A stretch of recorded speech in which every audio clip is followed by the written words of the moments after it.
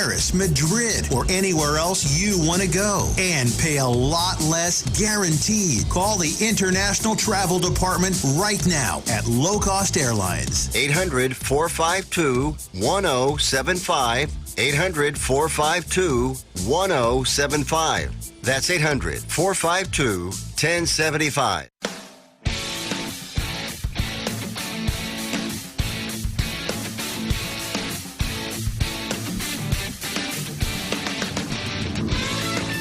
Good afternoon, Spoony listeners, Racketeck Barbecue fans. This is episode, what are we on, 6, Ron? I think 6 or 5 of the Texas Barbecue Show. Thank y'all for listening in. Today we have a special guest calling in, Mike Erickson with the High School Barbecue Cookers Association. So all the high school barbecue cook-offs that you've been seeing the past couple of years, this is the man with the plan. And he is actually called in and ready to go, so we're going to jump right into it. Hey, Brandon, how is everybody? Doing good, man. How are you? Good, doing great. Thank you for having us on the show. We really appreciate it. Absolutely, man. Absolutely. Thank you for doing what you're doing.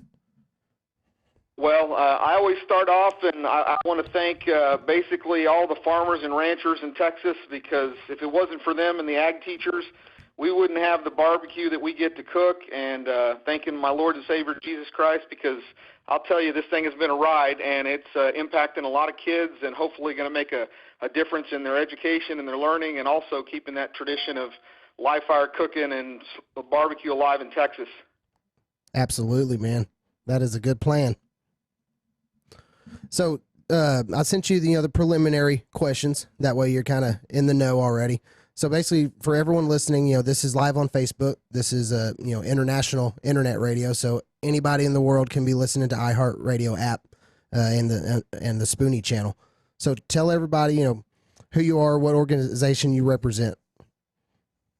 Well, my name is Mike Erickson, and I am a chef and also a high school culinary arts teacher. I've been teaching for about 19 years now, and I am the president and founder of the High School Barbecue Cookers Association, but we currently have a board of directors, and it was a team effort getting this thing started. Our pitmaster, Chuck Schoenfeld, and his wife have been doing a lot of the judging and helping us get this set up across the state. This year we've got about 11 events, and it's grown organically. For me, it's a passion about teaching kids and sharing knowledge and getting them excited about learning. I still teach high school today, and it all kind of started out at Burnett High School as a class project that has now grown to me being able to be here with you today and talk about it, which is just amazing, because I never thought it would grow to this level. I just did it because I wanted to be a good teacher and get my kids excited about learning, and what better way to get people excited about learning than cooking and eating barbecue. So heck yeah, man. Heck yeah. So but go ahead. Go ahead. So how did it all begin? What made you, start the organization? Other than the passion, did there's something spark just, within the last 3 or 4 years that said, hey, I want to start this, association. I want to get these kids out. What there had to be something that really, got the wheels turning. And what was that? Well, I thank God, because it's been a journey, and it's been more like 6 or 7 years. Okay. I had an opportunity to go to Kansas and do a pasture-to-plate tour with the Kansas Beef Council, working with the Texas Beef Council, and just learned a ton. I did a documentary film about the Texas beef industry, so my kids could literally go all over Texas and learn how their beef was raised and how it was processed and how it got to their dinner table to become a Big Mac, and also, obviously, Texas brisket or fajitas. And that basically went on to get a grant from the American Farm Bureau Foundation or Federation, and they've got curriculum and a documentary movie called True Beef from Pasture to Plate that's being shown all over the United States in classrooms to kind of show kids where their food comes from, because everybody eats.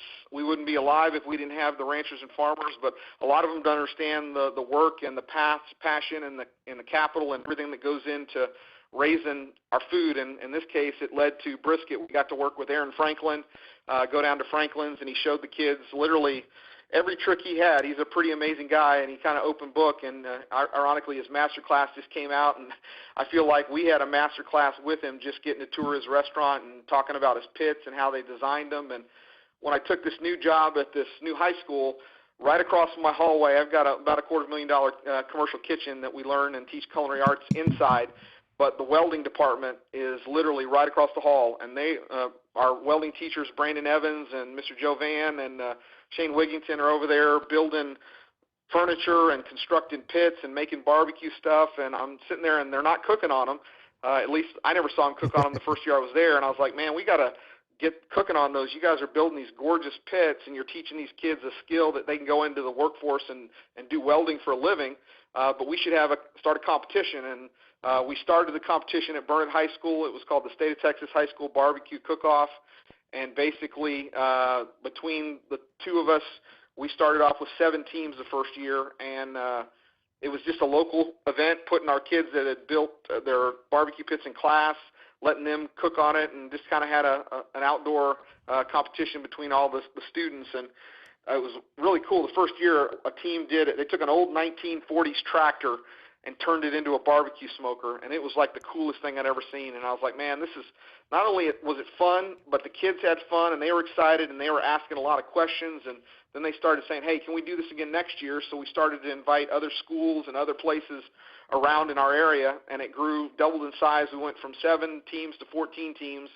And then the third year, we had 42 teams and basically an event at the school. And this last year, we formed a nonprofit in the summer and went statewide, and we had 120 teams across the state, and we had 67 teams at the state championship. So we're expecting it to grow again, because it was kind of inspired by bass fishing or high school skeet shooting or clay shooting or Texas high school rodeo. And you look at those 3 organizations, we don't teach fishing, we don't teach gun shooting, and we don't teach bronc riding or calf roping in high school. But we teach cooking. I have to teach it every year as a culinary arts teacher, and there's a lot of family consumer science teachers across the country that have to teach cooking methods. And then we teach welding and fabrication and a lot of metal shops, because these are jobs that are available, especially in Texas with all the oil and pipeline stuff going on in West Texas and on the coastline.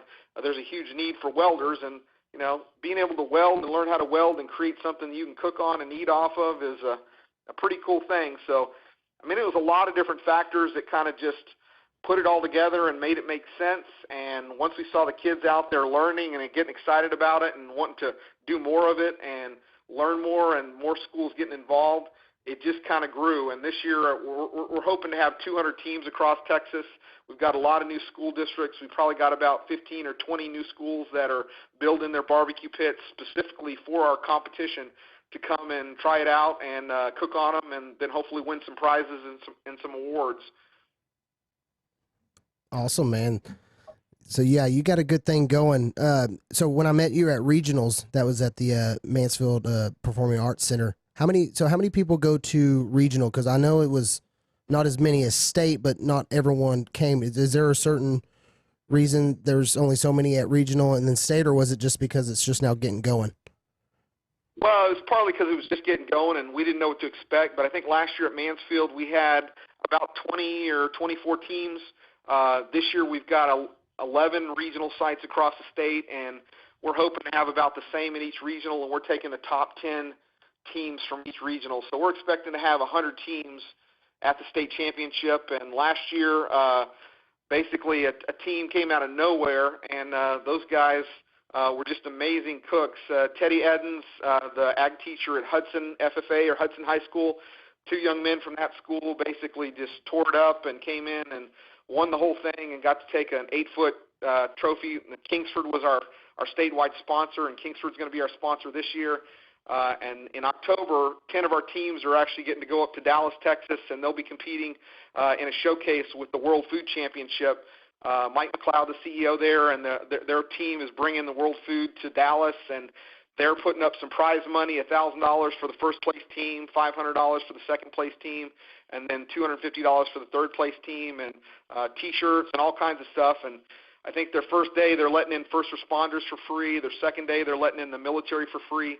And then they've got some KCBS and IBCA adult cook-offs going on Friday and Saturday. And then Sunday is kind of family day. The kids will be out there cooking their normal, what our competition consists of, which is brisket, pork spare ribs, chicken, beans, and dessert. and they'll be starting at 5 a.m. in the morning and basically putting out some amazing food in the middle of the afternoon. Last year when it was in Orange Beach, Alabama, I got to go down and coach one of the teams of young ladies, and Josh Rush, who was the FFA teacher at Sweeney High School at the time, he got to go down and compete against the big boys, and he had his kids, I say they're kids, they're high school students, young people. They placed top 15 in 3 different categories against some of the best pitmasters in the United States, and these kids were awesome. Their food was amazing, and then they actually won out of all the states, and we also had a team from Canada. Texas won the team challenge. 2 young ladies from Sweeney High School won the whole thing for the whole country. So we're excited to have that partnership and to have kids to be able to go on another level and another stage and show off to adults that they can cook a barbecue just as good as they can. And you'd be amazed at some of the food they're putting out. You got to taste it and see it. And when you're in Mansfield, I mean, they don't play around, and it's pretty serious. And some of these students and teams are, they're getting mentored by some of the best pit masters in Texas. I know Jamie Greer with Jambo Pits was out there and had a couple of his pits that he loaned to some teams and coached some teams. And we've had different pit masters from all over Texas kind of getting involved with the schools. But that was another selfish reason that, it's hard to get guys and males and role models involved with our high schools. And getting pitmasters and adults to come in and mentor kids and loan them their rigs for the day and teach them and be on campus and show them their support, and not to mention giving away some of their secrets.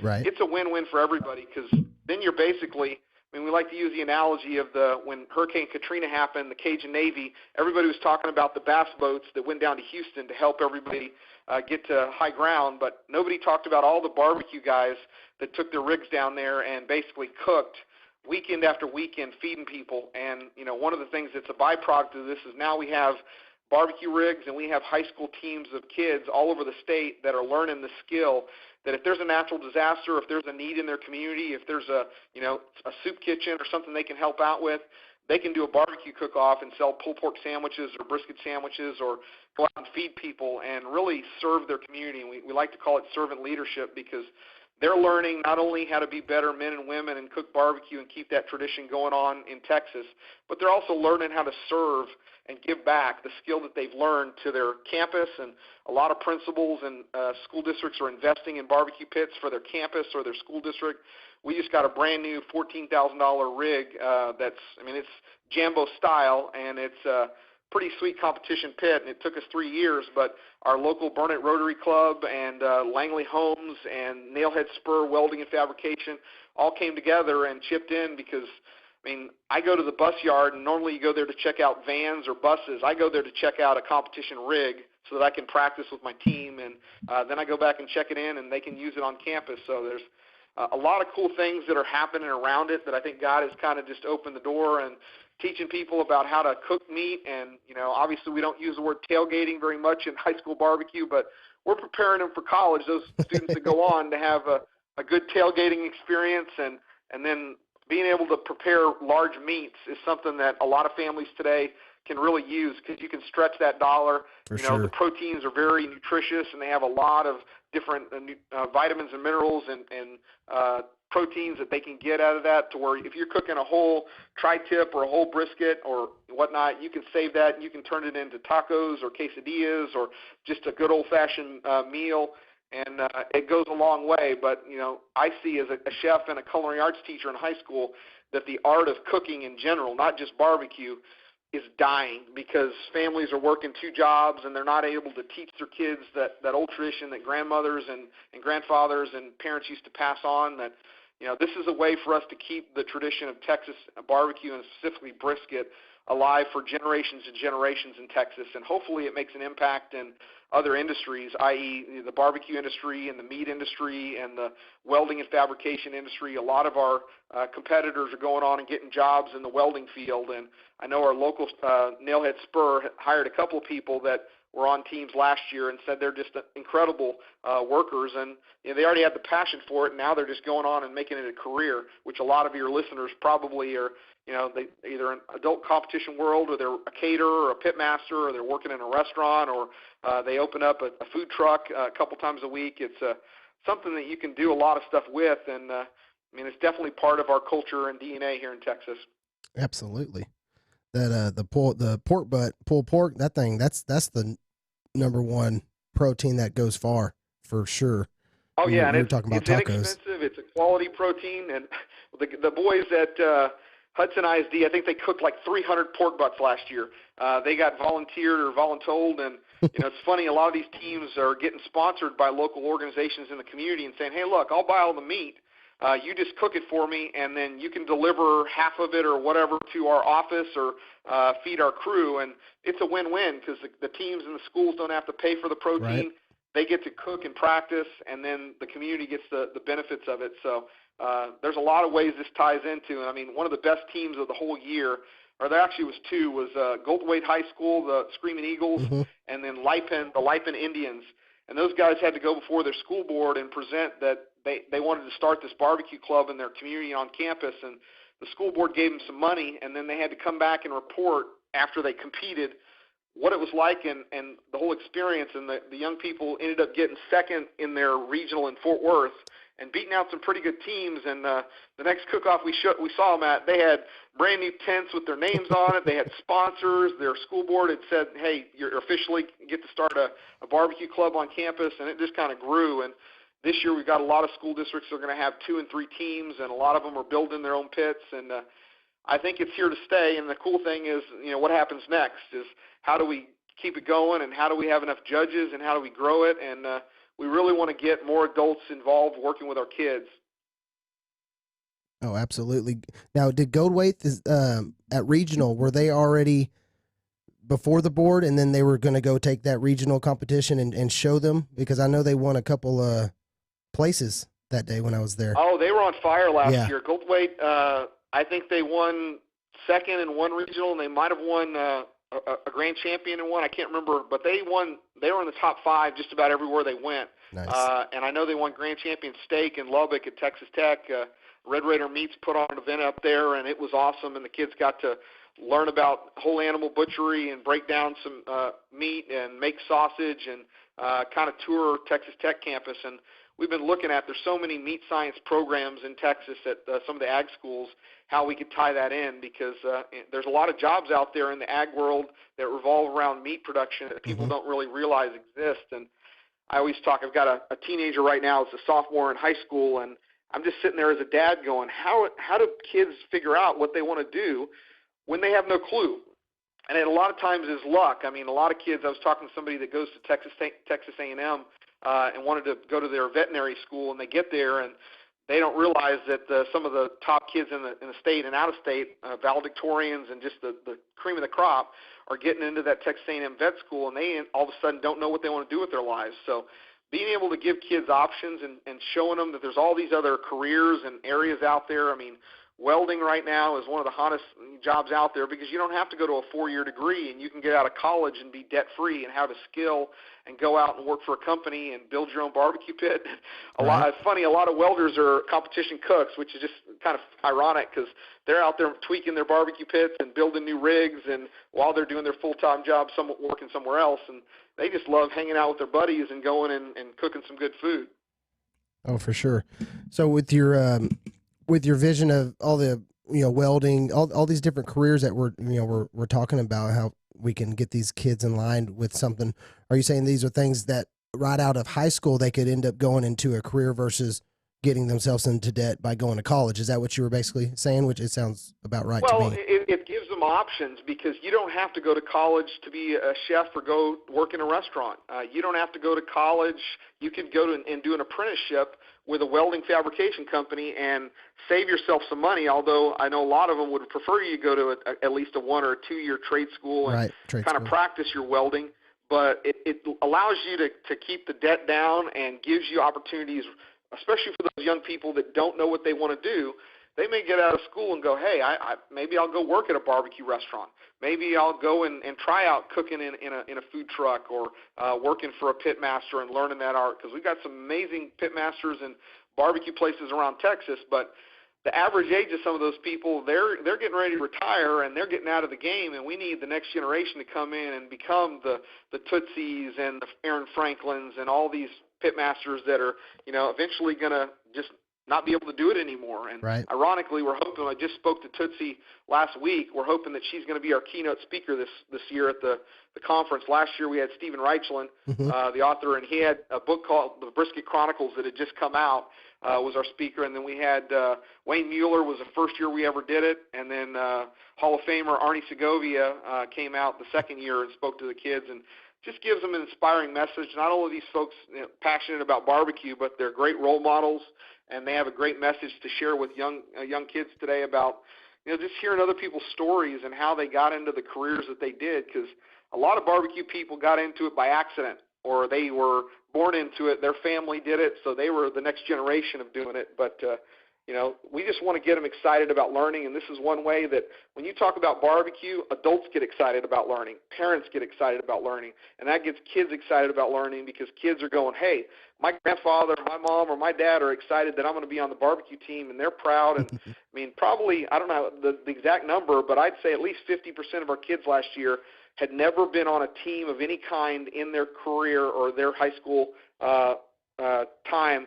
And this was an opportunity for the first time for them to sign up for a team that they weren't athletic, or they didn't do band, or they didn't do dance or cheerleading. They might not have been on one of the other teams, but now they can be on a team that, they love, and they're learning, and it's going to be something they can do outside of high school. Heck yeah, man. I love it. So what are your so I think we kind of talked about it probably 5-6 minutes ago. When was the first high school barbecue cook-off? What was the inaugural cook-off? We're going into the 2019-2020 season. So first actual cook-off was in 2017, and it was at Burnett High School. And thanks to our principal and some of the leadership in the school district, they took a chance, because it didn't exist. We created it at Burnett High School, and Mr. Evans and the FFA department and the culinary arts department, we came together and collaborated and put this thing together that now it's kind of taken off like wildfire, especially in the culinary arts and family consumer science and welding FFA classes, because we already teach all this stuff. We're not changing much. We're already teaching a lot of it in school. We're just adding this element at the end, which we call, it's really project-based learning, because we're teaching the skills in classroom, and then at the end they're getting a summative evaluation at the capstone, which is, hey, I'm going to go compete. I'm going to show off the skills that I learned to my local community, to the professionals that do this for a career, for judges, and put myself out there to be judged and evaluated, and then, of course, winning prize money and scholarships and all kinds of other stuff is another byproduct. That there's that bragging right factor that, if you're the best high school team in Texas, that's kind of a big deal. And right now we've had two from Burnett High School. We had a young lady. She called herself the Jalapeno Hottie. She cooked by herself against teams of four or five boys and just tore it up. Her name was Kiana. And then we had a team of all girls last year from James Madison High School, the Barbecuties. They won reserve champion in the whole state. And then we've had, for the last 4 years, it's been the FFA groups that are really dominated.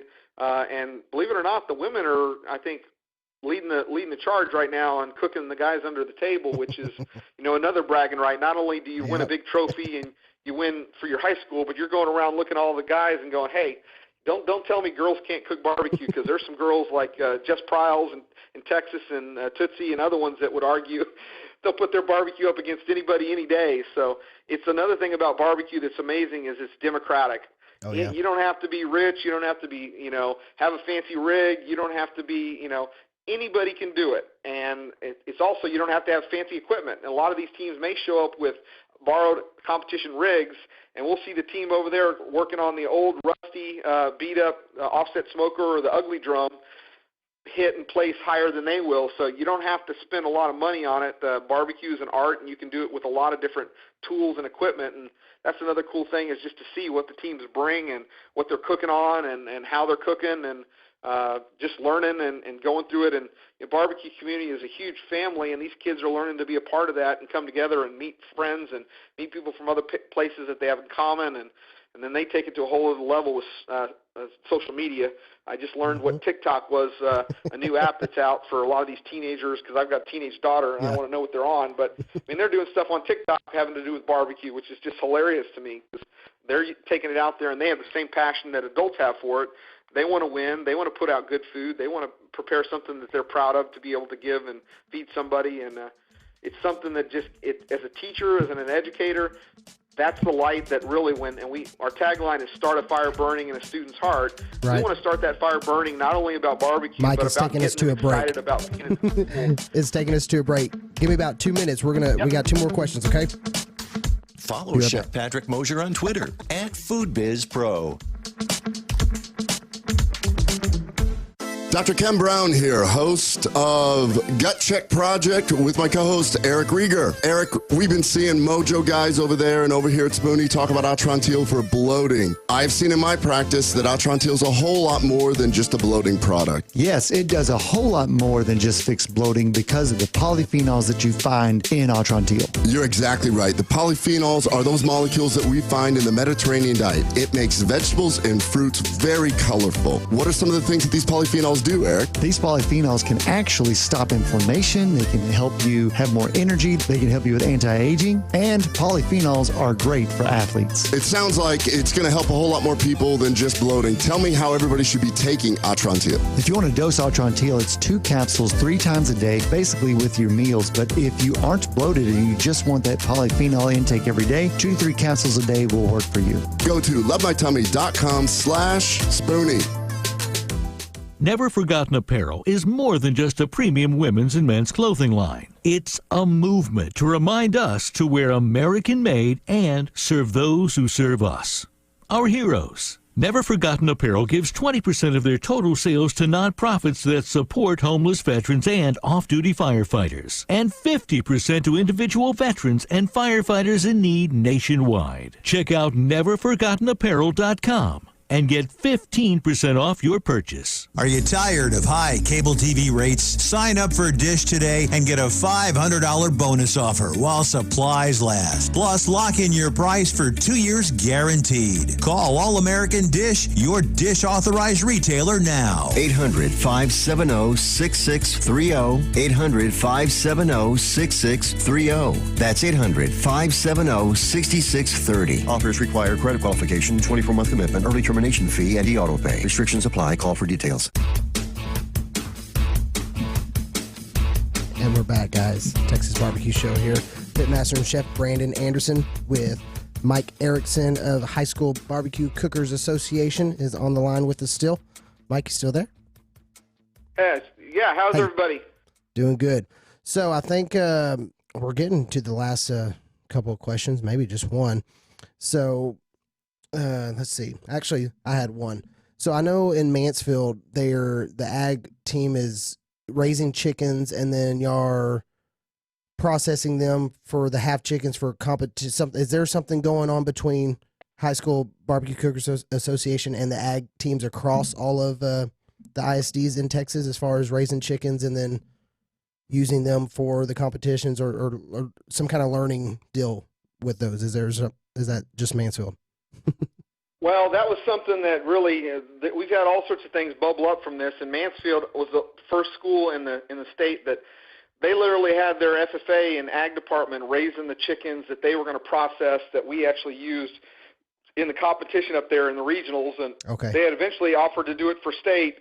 We just didn't have enough time to get it all pulled together. But we want our kids to learn where their food comes from. And a lot of these, I tell people every day, if FFA and the agriculture community wasn't doing what they're doing to teach the next generation of ranchers and farmers, I wouldn't have a job cooking and doing what I've done for 40 years and working in restaurants and then basically teaching about it.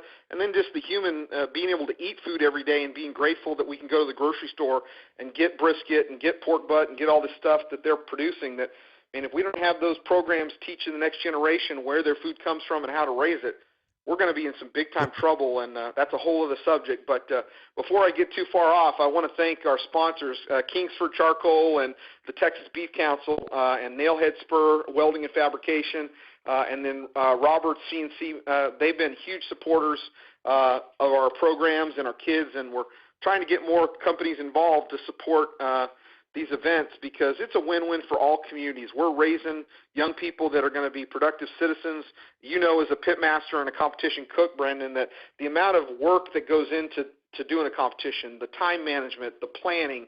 These kids are getting up at 4 a.m. in the morning, and I don't know many young people that will get up at 4 a.m. in the morning to start working, and then they cook all day, and they're hot, and they're sweaty, and they're just busting their tails. It's a really cool thing to see, and it's kind of developing a work ethic in a lot of them, and then also just learning how to be on a team and interact and handle stress and problem solving and all the other things. We laugh for a long time. All you hear about is in education is STEM, science, technology, engineering, and math. And I think it was Delta that just came out with an article that they took a jet engine off one of their planes and turned it into a barbecue smoker and a grill. And I'm like, man, there's so much science and engineering involved in barbecue and how smoke happens and how fire happens and designing the airflow. We had a school in one of the Texas schools. They just got a patent on one of their designs for their barbecue pit they built in school. And it's kind of some shark fin mechanism that's inside the cook chamber, and they went and got a patent on it, and it's got a really interesting design and how the smoke and the air flows. And I mean, that's the cool thing, is having kids develop these pits and come up with new ideas. I mean, no telling what the next design could be. I mean, I remember when reverse flow was kind of a new deal, and now obviously it's the pellet cooker revolution in a lot of places that we're kind of trying to see how that fits into what we do. But, it's really cool to see all the different aspects of a high school campus come together. Even, Mansfield's got a T-shirt printing shop on campus. Mm-hmm. They've got a graphic design shop that they're doing logos and stuff for their T-shirts. A lot of schools are getting their robotics or woodworking department. Boys Ranch High School up in the Amarillo area, they actually built a miniature chuck wagon last year, and they brought it up to Texas Tech, and they cooked on their chuck wagon, I think, for their beans and their dessert, and then they had a barbecue smoker that they cooked all their meats on. And it's just kind of all it is project-based learning. These kids are getting to use the skills that they're learning in class and transfer it into something that's relevant and real, that they can go out and win scholarship money and prize money. I mean, I can't believe how much money they give away in the livestock agriculture world. My daughter shows horses and lambs, and then also in the fishing world. I mean, they're getting college scholarships to go bass fish at a university. I was just down in Padre Island area, and we're going to have a regional cook-off down there this year at the Padre Island Convention Center.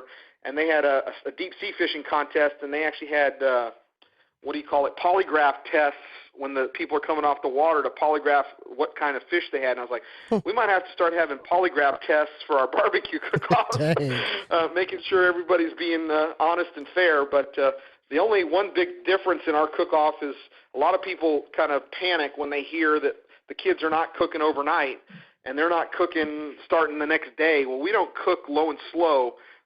They're cooking hot and fast, and it's a big challenge because school districts don't want to let kids camp out in the parking lot, and there's a lot of liability. So basically we're teaching them the foundation, and you can still get a really nice brisket. A lot of the adult cooks cook hot and fast anyways.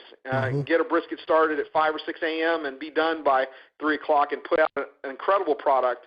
But they're learning a lot of skills that they can take, and if they want to go cook in a IBCA or a KCBS contest, they might have to learn a few more skills and different rules, but they can also do steak off with SEA, and we're just preparing them. I jokingly say we're doing the consumer marketing for a lot of these organizations, because teachers, all they care about is getting the kids educated. We want them to learn, and we want them to have fun in the classroom. Yep, in the end, they're going to graduate high school, and they're going to go on, and they may tailgate, they may become adult cook-off members, they may be a brisket and meat lover for the rest of their life and buy a lot more protein, which is helping the ranchers and farmers, or they may decide to do it as a career and go out, and they could be the next chef or food truck owner or pit master, or that's a cool thing. We got a young man from Houston, from Cy-Fair High School, giving a shout-out to him. He basically has a catering operation. He started his senior year. His dad bought him a pit, and he cooked by himself for 2 years, and he hit probably in the top 10 every year in 2 or 3 categories. He just moved to Austin and started at culinary school and is getting a little bit more classical formal training. But his goal and his dream is to open a food truck. And I'm anxious to keep and follow him and see what happens, because, to see young people like that at that age follow their dreams and use this as a platform to go to the next level. And he earned probably about $10,000 or $15,000 of the scholarships last year. Wow. cooking in our competitions that he's using at the Escoffier School of Culinary Arts in Austin now yeah. to further his education and keep that fire burning and keep that passion going. That's awesome, man. That is awesome. Well, I appreciate you, being on. I'm not letting you go just yet. I'm going to ask you something that's kind of just off topic, but since I have you on the line, I want to ask you your opinion. Your comment earlier kind of drew me to this, and I was going to ask anyways. What is your thoughts on pellet cookers? Because obviously, that's something that's kind of it's something Brandon, new. you're setting me up, man. Let me help you with that real quick. So I'm 100% pellet smokers with my catering business now. So okay, I got my opinion is it's a preference. It's a heated discussion and topic in the barbecue world, and we had Lang Smokers out of Georgia was one of our sponsors last year, and they are obviously their tagline is the number one stick burners in the United States. But I've got a girl on my team that's cooking on a Rectech in addition to our competition rig. Right now we allow pellet cookers, and we've in West Texas a lot of folks, they're not real keen on pellet cookers in some areas in Texas, and it's still kind of the transition from the old school to the new school. But in the end, cooking barbecue and making it taste good, it's a skill. And if you go into a lot of, my brother's been with Pokey Joe's Barbecue for almost 30 years in Austin, and they're using the Old Hickory or the Southern Pride smokers. And it's a different ballgame. A lot of the competition guys end up going and doing big catering events, and they've got different things and setups. I know in Texas Tech they had Green Mountain Grills, our pellet cookers were one of the sponsors there, and they gave a whole presentation and cooked our lunch on Green Mountain. I don't want to stop anybody from cooking on anything. And in the end, I'll be honest, in the last 4 years we've done this, we haven't had a pellet cooker brisket hit in the top 10 in 4 years, but that's mainly because there's only 4 or 5 teams using them. And I could see it eventually maybe going the direction that maybe we have a separate pellet cooker category. Maybe not. Maybe we just do and the reason we're allowing them right now is because all the adult cook-off organizations, KCBS and IBCA, they all allow them. So I think they're here to stay. Technology changes, and you see some of the other stuff out there with the Red Dragon and some of these other technologies that they use. It's just going to be a challenge because the reality is, from my perspective as a chef, it was hard. Basically, we're used to preparing everything from scratch and doing everything from nothing. Where we started this, a lot of the FFA teams and a lot of the other teams were going and they were buying Sweet Baby Ray's or Suckle Busters or some of these barbecue sauces pre-made and using them. And, they're highly incredible products that are already made, and the kids didn't make them from scratch. So we've kind of walked a fine line on how we do that. We may end up going back to doing a barbecue sauce contest where they make it from scratch. Because that's really, that's prototyping and conceptual design in the kitchen that's culinary. You never know. One of these, it's culinary. It's cooking. One of these kids may end up coming up with the next award-winning sauce or rub, which is another cool thing that they're learning and getting to taste a lot of different sauces and rubs. And I can tell you our hope is eventually this goes, and I've already had interest from Florida and Oklahoma, that someday it goes outside of Texas and basically it starts off in other states like bass fishing did. I think bass fishing started in Illinois and then went to Kentucky, and then, within 5 years it was all over the country. And if you see what Brett and Ken have done with the SEA in Texas and how they've taken it all over the world, hopefully barbecue catches on and we eventually have some competition from other states and getting to prove that Texas has the best barbecue in the United States. And I know that is making people mad right now. I'm just joking. I'm kind of stoking the fire, but You're stoking we want the to fire. get It's kids okay. excited about learning. Yeah, and if they can basically go ahead. Oh no, I was gonna say we need Georgia to get in. We need Alabama. We got Carolinas, Tennessee, Memphis barbecue, Missouri, Kansas City. It'll be no time before they got their high school teams trying to compete. And then talk about the amount of smack talk that's going to happen between these young people in high schools when you got Alabama Clemson Tide high school barbecue team competing against the University, or you can't say UT, but the Texas Smokin' high school barbecue team, or the Iron Dogs, which is our team. It'll be a lot of fun, and that's kind of the vision that I hope, and I truly believe that God put this on my heart, and he set up and opened all these doors, and he put people in my lives that have all, Chuck and Marnie, and he was the president of the Lone Star Barbecue Society, and he came in and started sanctioning some of our events, and he's written a lot of our rules, and they're really heading up the judging, and we've got the Beef Council involved, and we got all kinds of other people on our board that have really been supportive of. It's about the kids, getting them to basically get excited about learning, and then the byproduct is these industries and all these people are going to get to enjoy, and we like to use the tagline, come eat our homework. Well, the reality is if you got a barbecue team at your high school, you're going to get to eat their homework a lot, and that's kind of a plus just to see what they come up with, and you got a built-in catering department to be able to do some stuff on your campus or in your community. So, it really it sounds cliche, but you couldn't pick a better synergistic, really perfect storm where everybody wins. Parents win because kids will cook at home. Businesses win because they sell more product. They're going to sell more rubs and sausage and charcoal and wood and meat. Agriculture wins because we want live animal production, livestock production to keep going. And, there's all this talk about plant-based, substitutes and whatnot. Why call it meat if it's not meat? Meat is meat. Meat is grown, and the reason that cattle are so amazing is because they can take grass that humans can't eat. They can eat it, and they turn it into some of the most amazing protein and meat and nutritious food in the world. And ranchers and farmers provide that for us in Texas, and pork producers and chicken producers all over America, and they don't get a lot of thanks for that. They just get basically a lot like teachers.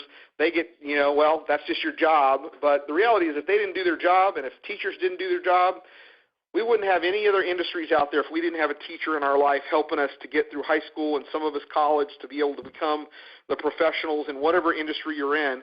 And, we just want to get kids excited. And, if you see they're getting excited about fishing and clay shooting and rodeo, well, barbecue is just as exciting and passionate, and it's the one thing you can eat. You can eat fish. There's some pretty good fish out there, but in Texas, barbecue is king and brisket is king, so we want to keep that tradition alive, and hopefully it never dies.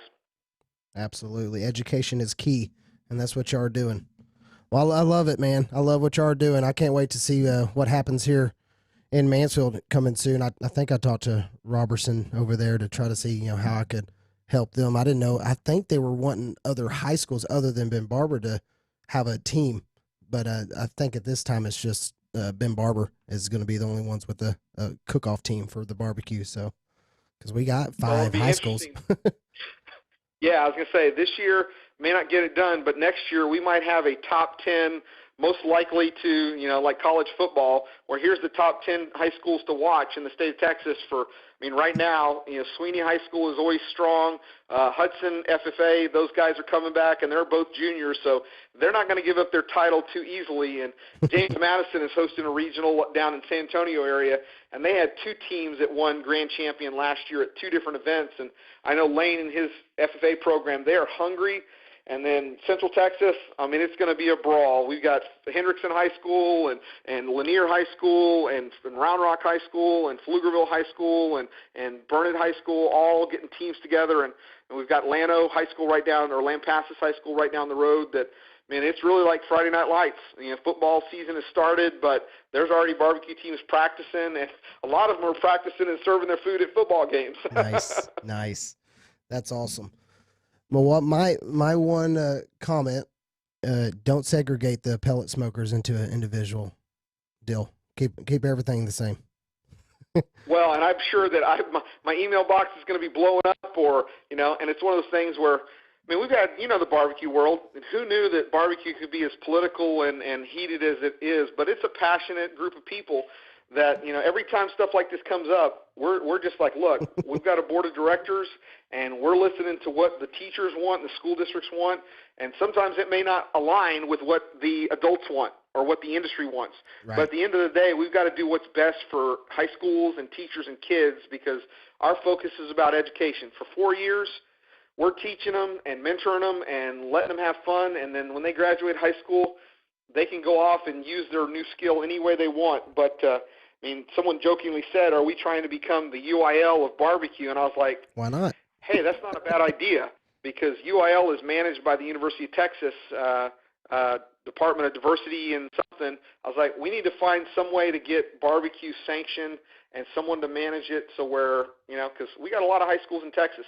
I could see 2 or 3 years from now we could have 500 or 600 high schools competing, and a lot of schools this year are going to have 2 or 3 teams from their school district or from their high school. So we could double or triple in size this year. And if you look at the growth in bass fishing and some of the other clubs around the United States, right, it's just ripe to blow up because, it's just a fun family thing. And I've gotten to experience the ag world with my daughter showing horses and growing up in a barn, and now she's showing lambs, and I'm praying she shows a Hereford or a steer her junior or senior year so we can put that in the freezer and turn it into some barbecue. But, Yummy. It's a family affair. They can go home and practice at home. They can get a pellet cooker or an offset smoker. Or, nowadays they've got ugly drums you can build yourself, and a lot of the schools are doing that, or you can buy some of the pre-made barrel cookers. And for under $500, you could have something that not only are you going to be able to feed your family and cook for mom and dad or your brothers and sisters, but you could also learn a skill that you're going to be able to have some fun and compete on the weekends and at school. So absolutely, I'm anxious to see what happens this year, and it'll be good to see you and see a lot of the other guys around the state, because this thing is it's going to a city near you pretty soon. And if you're interested in getting more information, if you go to highschoolbarbecue.org or email highschoolbarbecue@gmail.com, I'll be happy to share anything I can with you, because as a teacher, I just want to see it grow. We're in the business of inspiring and getting kids excited, and if we can help other school districts or other areas start it, it's just going to benefit everybody. And that's the hope I have, the dream that when I started it, I would have never imagined even saying that or having this kind of conversation with you. But now that it's gotten to this point, it's inevitable. And we've got some other cool things that, God, I wish I could tell you right now what's going to happen in the next couple of months. But, World Food's going to be pretty cool, and there's some other stuff that's happening. You can't share anything at all? Just one little piece? I can't give you any nuggets right now, otherwise I will be in big trouble. But but when it happens, you'll know it, and it's going to probably make a big difference in a lot of kids' lives. And that's our mission as a nonprofit, we're tax exempt, is to give kids scholarships so they can further their education and become the people that they want to become and go to college or learn whatever skill they want to do, trade schools and welding or culinary arts. And in order to do that, we've got to raise money to basically create a scholarship fund and an endowment, just like a lot of the nonprofits do. And we're hoping to make some kids' dreams come true this year when they go and cook the best barbecue they've ever cooked in their life. And I think Hudson High School right now is the team to beat, because those young men, they were quiet and silent but deadly. No one even saw them coming. And their teacher, we had a panel this summer, and a bunch of welding teachers talked about the competition, and it's heating up. And I know there's several other adult barbecue guys. I think Joey Machado and his son are putting together a team, which, man, they could be a ringer. I've heard rumors that Ernest Cervantes is talking about trying to get a team in the Uvalde area. So, there's a lot of guys all over the Texas that already have the skill that now they can pass that on to their community and to the next generation of kids that are going to carry that torch. And it makes it fun, man. It gets everybody involved, and that's what school and learning should be about. I think you and I talked about this. If they would have had this when I was in high school, I would have been the first guy on the team. Sign me up. Exactly. It's like getting to do something fun, and not that school is not fun, but it needs to get a little bit more innovative. It needs to get a little bit more dynamic. It needs to get those kids engaged that aren't necessarily that typical, high school student that they're, in athletics, or they're in band, or they've got their group. A lot of kids gravitate towards food, and that's kind of been the cool thing. Last year, our team was called the Underdogs, and it was a group of kids that I never would have put together, never thought that they would even be friends or come together.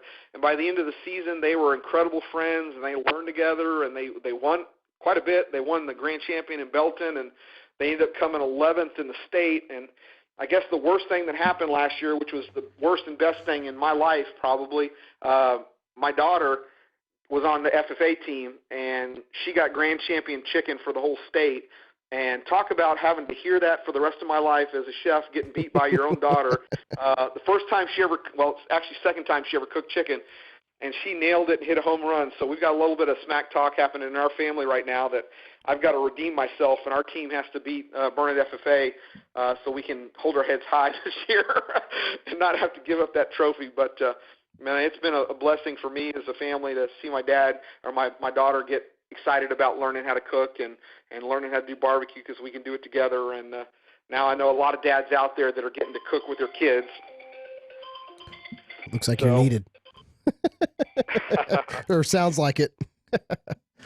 Well, Mike, I appreciate you being on, man. I do. Well, we're honored, and we can't thank you enough for all you've done up there in that area and just spreading the message. And for sure, it's guys like you. I know the one of the things that set this thing off was teacher Tommy Copeland at Ennis High School. He did an article about his team, and it went viral. And it was talking about the name of his team is the Senioritis. He only lets seniors compete, and man, that story got shared all over the place because it was talking about, he's educating the next generation of kids that are going to be the kings of their grill and smoking and learning barbecue, and he's also a welding teacher, and it just kind of blew up. And I know local stories, Mansfield had a great story, and then Henderson High School had a story called The Cool Kids on Campus, and they were the cool kids on campus. Everybody was like, how do I sign up for the barbecue team? Because they didn't even know that they had teams, and a lot of people – I think adults kind of get cynical, and they're like, why the heck would you need a barbecue team in high school? Well, they don't realize all the stuff these kids are learning and the skills that we as culinary teachers or chefs or family consumer science food teachers or welding instructors or ag instructors are getting to share with these students, but now they're getting to showcase it and go out and show their community what they learned, and it's a win-win for everybody. But I really appreciate you having us on, and hopefully I'll get to come back and share some of the other big news when it happens. I promise that if I could tell you right now, I would, but probably several people would kill me, and I might get sued. So I want to basically let people know when it happens, and you'll know it, and I'm sure on Facebook you'll see it. But there's a lot of exciting things happening this year for high school students and barbecue in Texas, and I'm just blessed to have the team and the group of people working with us, the board and the sponsors and everybody that sees the vision to make this become a reality, that it's going to be around hopefully a long time. So awesome, man. Well, I'm looking forward to hearing these new upcoming info. So, you got my number. Let me know when that happens and we can get you on the air. That way you can share that, first with everybody at the same time. Absolutely. Maybe the whole same day. If you like to eat, come out to Dallas October 19th and 20th. The kids are cooking on the 20th. They'll be cooking against some of the best high school barbecue teams in the state. And then May 8th and 9th in Burnett, Texas, come out and see the state championship. It's a lot of fun, and if you want to see some passion behind the smoker and behind the grill, these kids are incredible. So God bless, and if you can support your local high school barbecue team, find out how you can get involved, because these kids are worth it, and you will get to reap the rewards, which is eating their homework and trying some great barbecue. Awesome, Mike. Thanks, buddy. We'll talk soon, okay? All right, take care. You too. All right, bye-bye. All right, bye-bye. So yeah, everybody, I'll be posting all these competitions with the Texas High School Barbecue Cookers Association when they get rolling. It's a pretty awesome deal. I can't wait for my kids to be much older. They're not even into kindergarten yet for me to be even thinking about high school barbecue competitions, but I know what's in store for them. So we got 2.5 minutes. Thanks, Mike, for taking up all my airtime. I don't know what I would do without you. Seriously. So tailgating food is my topic of the day. We're getting into football season. I think we got one more preseason game, and then I think this Thursday as far as for my boys. And then we get into regular season.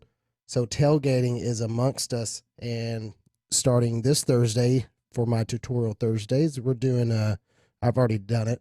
Did it yesterday, moink balls.